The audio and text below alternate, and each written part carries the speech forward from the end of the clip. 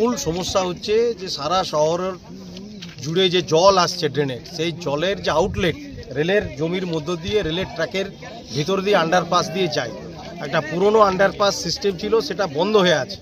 একটা নতুন সিস্টেম করে দেওয়া হয়েছে, যেটাতে যে পরিমাণে জলের স্টোরেজ সেই পরিমাণে জলটা এখন কিন্তু যাচ্ছে না, পরিমাণটা কম, পাইপটা কম হয়ে গেছে। এখানে বড় কালভার্ট প্রয়োজন আছে, বড় পুল টাইপের, তাহলে পুরো শহরের জলটা যাবে।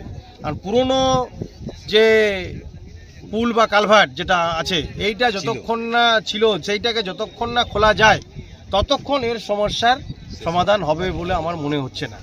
আমি রেল কর্তৃপক্ষকে বারবার বলেছি, এখানকার যিনি চার্জেন আছেন, পরপর রেলের যারা আধিকারিক তাদের সঙ্গে যোগাযোগ করছি, কথা বলছি, এবং এই বিষয় নিয়ে রেলকে আমরা বারবার চিঠি করেছি যে আমাদের শহরের ড্রেনেজ সিস্টেম আউটলেটটা আপনারা ক্লিয়ার রাখবেন।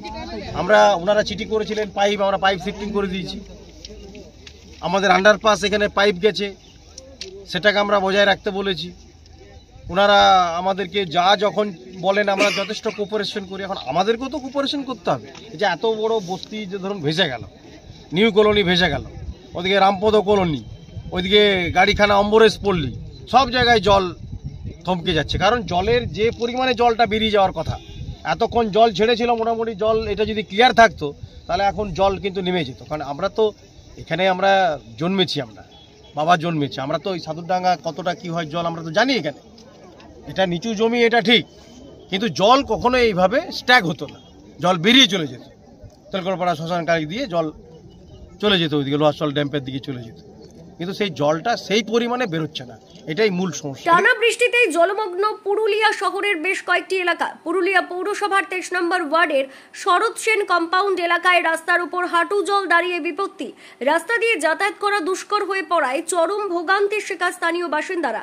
গাড়িখানা এলাকাতেও রাস্তার উপর জল দাঁড়িয়ে পড়ার সমস্যায় পড়েছেন সাধারণ মানুষ। পুরুলিয়া এলাকা জলপূর্ণ, বাড়িতে ঢুকে পড়েছে জল, নিকাশের অবস্থা বেহাল। জল নিষ্কাশনের দাবিতে সরব এলাকাবাসীরা। এলাকা পরিদর্শন পৌরসভার।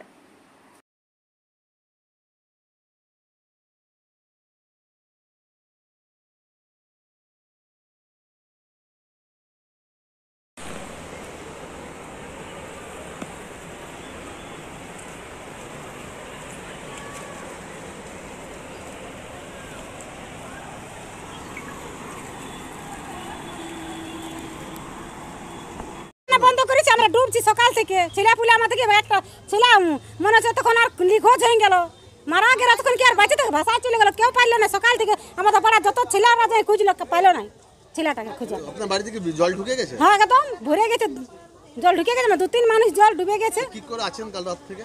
রাত থেকে বাইরে দাঁড়াই আছে, ভিজে ভিজে, দেখো গোটা শরীর ভিজে, ছেলেপুলে সবাই ভিজে, দেখো সামনেই তো, খাবার খায় নাই, কিছু নাই। কাউন্সিলরকে বলেছিলেন? হ্যাঁ গেছে, কাউন্সিলর তো দেখলো, দেখে পর চলে গেল নিজের ঘর। সামনে তো কাউন্সিলর বাড়ি, 16 নম্বর ওয়ার্ডাই তো, সব তো জানে। ইয়ার আগে তো 3 বার হয়েছিল, ওয়াদের উচিত ছিল না, যেটা বন্ধ করা উচিত ছিল না। 2টা পুল আছে, একটা পুল চলুক, একটা পুল বন্ধ করুক, একটা খোলা থাকুক, তাহলে এই মানুষগুলোর এত অসুবিধা হতো না। যাদের 2তলা বাড়ি আছে তারা নাই, ঠিক আছে, উপরে থাকবে। আমাদের এত ঝুপড়ি ঘর, আমরা কোথায় থাকবো? আমরা কি করবো? আমাদের চাল তাল সব গেল ভিজে, ছাগল গরু যে যা আছে আলগা আলগা বার করতে হইলো বাড়ি থেকে। কি নাম আপনার? আমার মুসুরা বাউরি।